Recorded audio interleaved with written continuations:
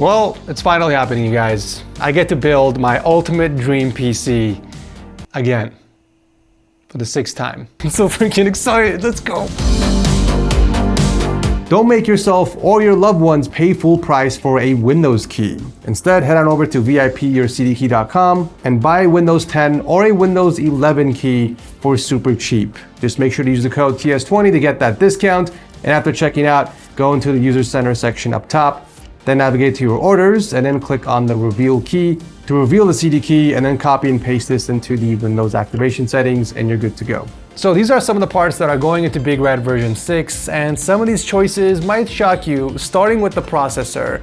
I have kept my word and I'm jumping ship to AMD after 10 years of being loyal and putting Intel in my personal system. The original Big Red had an Intel Core i7 4930K processor, and since then I have been loyal for every single one of my builds. I have been a faithful, loyal servant, always bending over and sucking Intel's teeth for over 10 years now, but no more. I am breaking the shackles that bound me to Intel. So with that said, the processor I'm going with is the Intel Ryzen. I'm not used to saying Ryzen for my personal system. Every time it's a Big Red build, it's like clockwork to say Intel. It's been so long, but yeah, snap out of it.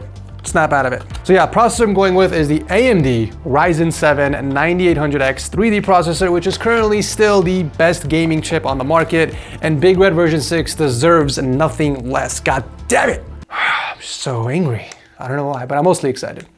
Now the motherboard I'm pairing the CPU with is the X870i Aorus Pro Ice, and this might be shocking to you if you haven't seen my 5090 unboxing video, but yes, it is a mini ITX motherboard, which means I am downsizing from full ATX down to ITX. Now to keep it simple and not bore you guys to death giving you a long explanation, I just want a more simple process when it comes to upgrading my PC. My current system is over 50 pounds and it's wall mounted. I'm tall, I'm scrawny, and I have lower back problems. The PC is just simply too heavy for me to constantly bring it down and hang it up every single year. I can't keep this up for much longer, so I figured if I downsize, it's gonna be a lot lighter and it'll be a lot easier for me to do maintenance and also upgrade if I need to. But can we just appreciate the beauty? I mean, damn. Now the biggest downside in downsizing to an ITX is the lack of connectivity in the back. You guys have seen my setup. I have a ton of gear connected to my motherboard. I've exhausted every single port in the back, so the fact that I'm shrinking the connectivity by half is gonna be a challenge. I have to figure out a solution to where I can still plug all my devices and not affect its bandwidth. So I might have to pick up like a few USB hubs, but I don't know. We'll cross that bridge when we get there. Now, before I install the CPU on the motherboard, I am going to hook up an AM5 contact frame just so we're not leaving any additional cooling on the table. This will help lower the temps by a few degrees. Like, it's not record-breaking numbers by any means, but for an $8 frame, why not install it? And as a bonus effect, this frame will prevent thermal paste from spilling on the sides of the CPU. Now for the memory, we're gonna have to put on the gloves for this one.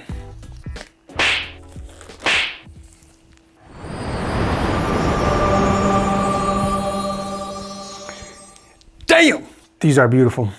I feel like I always say that for every single pair of RAM sticks.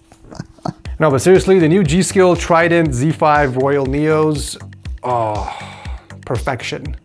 Absolute cinema. The silver and gold are not new to G.Skill. In fact, they've done this before, but they've added the crystal diffuser on the top, which really takes these sticks to the next level, and it's gonna actually match our color scheme. I'm going with white and chrome accents for the build, and I think these will fit beautifully in there. So this is actually a 64GB kit with 6400 megatransfers per second and CL32 timing, so it's not only fast, but we got enough capacity for whatever I use my PC for. Mostly gaming and light work. We're only 10% done and it's already looking like a tasty snack. Look at that. Oh. I can't wait. Now for storage, I'm not doing anything too crazy. I'm just gonna transfer both of my 8TB M.2 SSDs from my current system to this one. That way I'm not losing any of my files. But for the sake of the video and benchmarking a few games, I'm just gonna install the MP700 Pro from Corsair. This is a 4TB NVMe M.2 SSD running on Gen 5.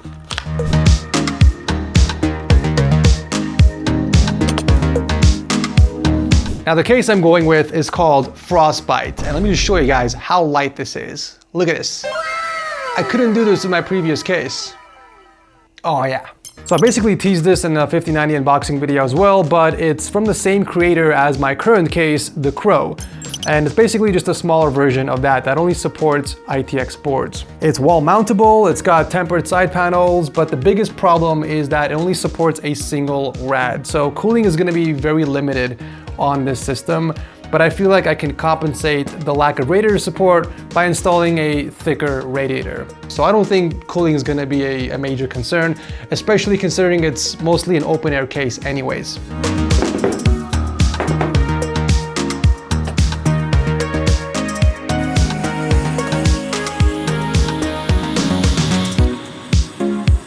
Now for the cooler, this is temporary because this will be a full custom loop obviously, but in the meantime, I'll be throwing in the Arctic Liquid Freezer 3 ARGB version just so we can keep the temps down and power on the system, of course.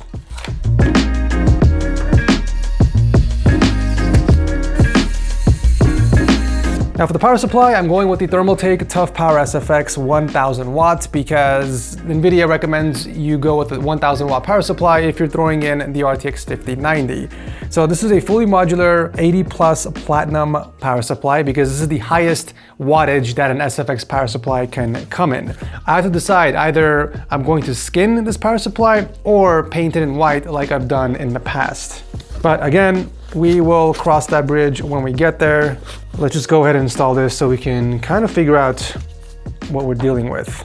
And another question is, do I go with a really nice, high quality, premium custom cable kit, or do I go with the RGB route and toss in the Lian streamers? So there's a lot of different options that I can go. Most of this is undecided. That's why I want to finish the build so I can get a better visualization of which route I'm going to take.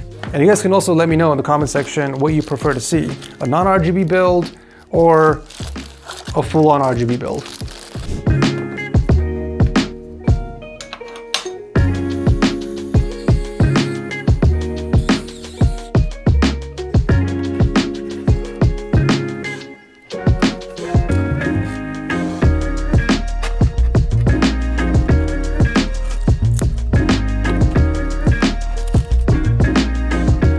All right, now it's time for the big boy, ladies and gents, the RTX 5090 Founders Edition. I already unboxed this once, but we'll go ahead and do it again. Every time, every freaking time.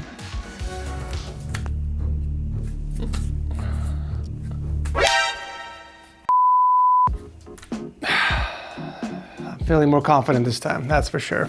So I'll go with the 5090 Founders Edition for part 1, but I haven't decided which card is gonna be going into Big Red version 6. Normally I hold on to Founders Edition cards for future videos and comparisons and stuff like that. Also, I don't wanna take apart the beautiful cooler. It's more of a collection piece at the end once all my content is done. I still have my 4090 Founders Edition as well.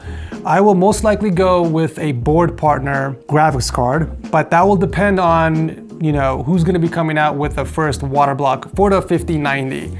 As we all know, EK is pretty much done. They're out of business, so they're not going to be making any water blocks for the 5090s. So it'll come down to, who has the best performing 5090 and who will make the first water block. That is essentially what I am waiting on currently. The water block has to be preferably white, but if it's nickel or black, I can always paint it. That's not a big issue. But yeah, anyways, for part 1, we will slot in the 5090. I also want to kind of play around with it and test its performance. Unfortunately, the case does not come with any risers, but luckily I did have one laying around in the storage, so we'll go with this one for the time being.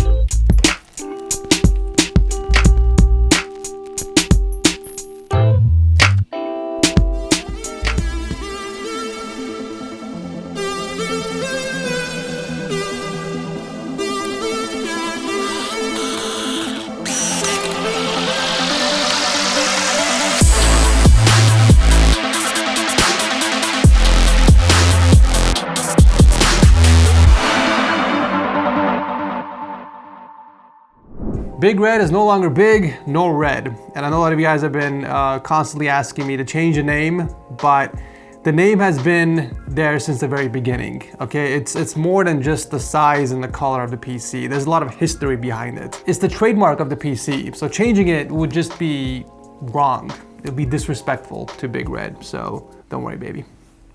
We're not changing your name. But yeah, here she is, ladies and gents. I know it doesn't look like much, but she will be getting a facelift and a makeover within the next few months while we wait for parts to arrive.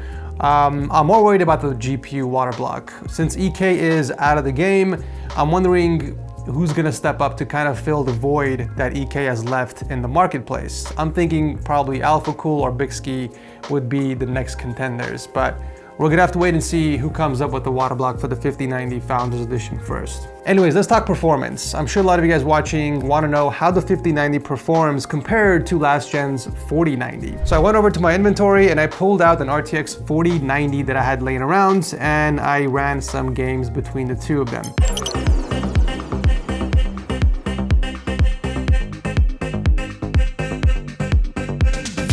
So let's start with Cyberpunk 2077. On the 4090, 4K at ultra settings, raw performance, we're talking no DLSS or ray tracing enabled, I was averaging around 87 frames per second with peak 400 watts of power usage.